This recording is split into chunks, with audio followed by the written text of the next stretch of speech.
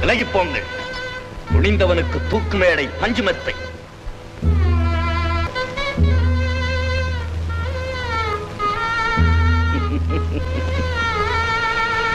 அன்று போரிலே உயிரைச் சிந்திய என் வீர மக்களோடு நானும் மடிந்திருக்க வேண்டும். கோட்டையை விட்டு வெளியேறிய எனக்கு இந்த இழிவுச்சாவு ஒரு நல்ல பரிசு. தம்பி, அஞ்சாத சிங்கமே, இந்த கடைசி நேரத்தில் உன்னை காண துடிக்கிறேன். என்னால் முடியவில்லை.